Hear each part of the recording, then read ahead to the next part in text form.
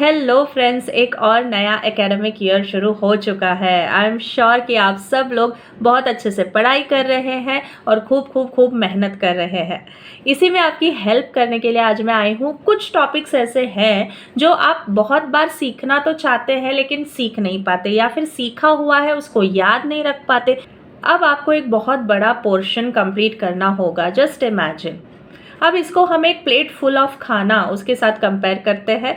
जब आप पूरी थाली खाना लेकर आते हैं तो वो पूरी की पूरी थाली तो आप एक साथ फिनिश नहीं कर सकते ना, आपको थोड़ा करके ही खाना पड़ेगा।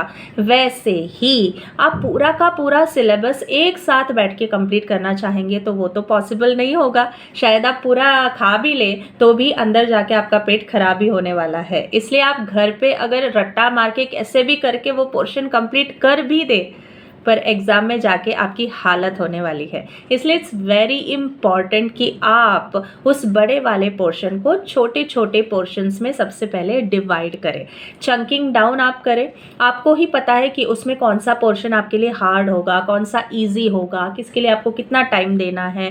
तो ये चीज़ आपको सबसे पहले समझनी है। बड़े वाले पोर्शन को पार्ट्स में डिवाइड करने से आपका काम बिल्कुल आसान हो जाता है। हमारे ब्रेन को अगर हम कोई न्यू इन्फॉर्मेशन देते हैं तो अगर हम उसको एक पुराने इन्फॉर्मेशन के साथ जोड़ दें, एसोसिएट कर दें, तो ज़्यादा अच्छी तरीके से हम समझ पाएंगे। फॉर एग्जाम्पल, जैसे हम छोटे थे तो हमने सीखा ए फॉर एप्पल। अब हमको सीधे सिखा सकते थे ABCD।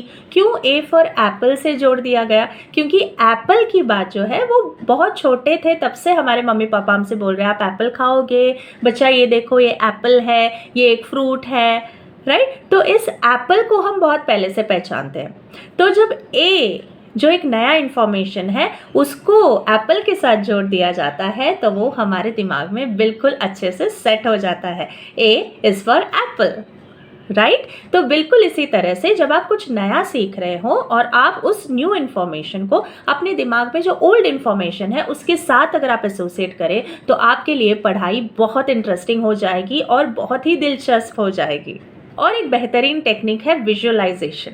आजकल के ज़माने में ये बहुत इजी है क्योंकि हमारे पास यूट्यूब है, ऐसे बहुत सारे ऐप्स है जो आपको हेल्प करता है कोई भी चीज़ विजुअलाइज करने के लिए। अगर आप किसी वॉर के बारे में पढ़ रहे हैं और आपको इसके बारे में ज़्यादा इन्फॉर्मेशन चाहिए तो यूट्यूब पे तो बहुत सारे वीडियोस ऑलरेडी अवेलेबल है और ऐसे ऐप्स भी है जो आपको सिखाते हैं। मैं नहीं चाहती कि आप उस तरफ ज़्यादा ध्यान दें, लेकिन अगर आपको कोई पोर्शन बहुत टफ हो रहा है और आपको खुद से सीखने में प्रॉब्लम हो रही है तब आप ऐसे कोई वीडियोस का या फिर ऐसे कोई पिक्चर्स का हेल्प ले सकते हैं जो आपको याद रखने में हेल्प करेगा। मैंने आपको बताया कि बहुत लंबे या बड़े पोर्शंस को आपको छोटे छोटे पार्ट्स में डिवाइड करना है। ओके, उसके बाद आप एसोसिएशन टेक्निक यूज़ कर सकते हैं याद करने के लिए। फिर हमने बोला कि आप विजुअलाइज भी कर सकते हैं। इसके साथ साथ आपको एक और बहुत ही इंटरेस्टिंग चीज़ करनी है और वो है एक्टिव लर्निंग। एक्टिव लर्निंग में आप क्या करते हैं? आप नोट्स भी प्रिपेयर कर रहे हैं साथ में, प्लस आप कोई डायग्राम्स या फिर कोई ग्राफ्स या कोई पिक्चर्स यूज़ कर रहे हैं, प्लस आप कोई उसको जेस्चर भी कर रहे हैं। जैसे आप उसके लिए कुछ हैंड मूवमेंट्स यूज़ कर रहे हैं या आई मूवमेंट्स यूज़ कर रहे हैं या फिर कोई भी ऐसी चीज़ जो आपको हेल्प करे उसको याद रखने के लिए।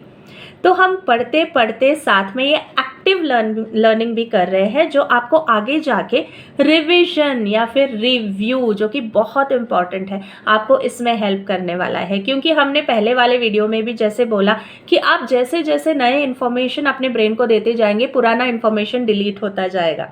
इसलिए बहुत ज़रूरी है कि आप नए इन्फॉर्मेशन को देते देते पुराने इन्फॉर्मेशन को भी थोड़ा सा रिव्यू करें या फिर रिवाइज करें। और हर बार इतना सारा पोर्शन पढ़ना नॉट प्रैक्टिकल, राइट। तो आपको क्या करना है कि पहले से नोट्स बना के रखने हैं और जब आप नया इन्फॉर्मेशन अपने ब्रेन को देते हैं तो उसके साथ आप पुराना वाला नोट्स भी ज़रा सा भगा के ऐसे ऐसे करके ना जल्दी में पढ़ लीजिएगा।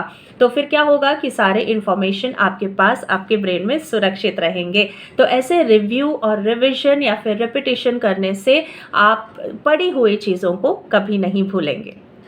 अब मान लीजिए कि आपने सारे टेक्निक्स यूज़ कर लिए और आपको अभी बहुत अच्छे से वो पोर्शंस याद हैं, लेकिन फिर भी इसके भूलने के चांसेस थोड़े ज़्यादा है, इसलिए आप छोटे छोटे चिट्स बना सकते हैं।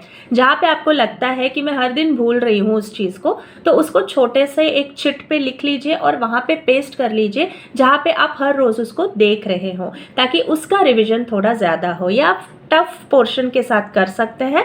आपको ये छोटे छोटे चिट्स हर दिन के रिवीजन में हेल्प करेगा।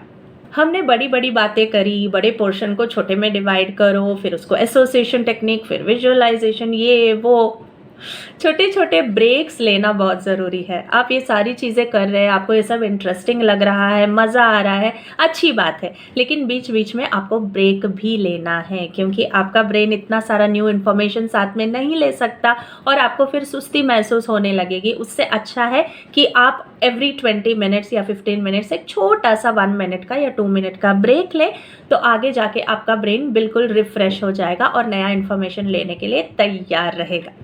अब ये सारी चीज़ें करने के बाद you are ready to go, right. लेकिन एक और बहुत इंपॉर्टेंट चीज़ है जो आप मिस आउट कर रहे हैं। ये सारी चीज़ें आपको एकदम से नहीं आने वाली है, आपको प्रैक्टिस के साथ ही ये सारी चीज़ों पे आप मास्टर कर सकते हैं। इसलिए पहले से ही अगर आप नोट्स बना रहे हैं, डायग्राम्स बना रहे हैं, ये सारी टेक्निक्स यूज़ कर रहे हैं, लेकिन फिर भी आपको ऐसे लग रहा है कि यार ठीक नहीं हो रहा, नो प्रॉब्लम, लेकिन आप करते रहिए, काम रहिए और पॉजिटिव रहिए, कंसिस्टेंट रहिए। आपका जो माइंडसेट है ना, वो ग्रोथ माइंडसेट होना चाहिए। मतलब आपका ऐसा मन हो कि आज अगर नहीं हुआ तो कल हो जाएगा, अगर कल भी नहीं हुआ तो मैं और मेहनत करूंगी, परसों तो हो ही जाएगा। ये वाले ग्रोथ सेट के साथ अगर आप आगे बढ़ रहे हो तो आपके लिए कोई भी चीज़ डिफिकल्ट नहीं हो सकती। ओके, 3 चीज़ें आपको याद रखनी है हमेशा की तरह: planning, growth mindset and consistency. आपके सक्सेस मंत्रा को ना भूलें। अब जाने से पहले लाइक, शेयर, सब्सक्राइब, कमेंट यार प्लीज़, कम ऑन। ओके, तो बेस्ट विशेस आप सबको। मिलते हैं नेक्स्ट वीडियो में।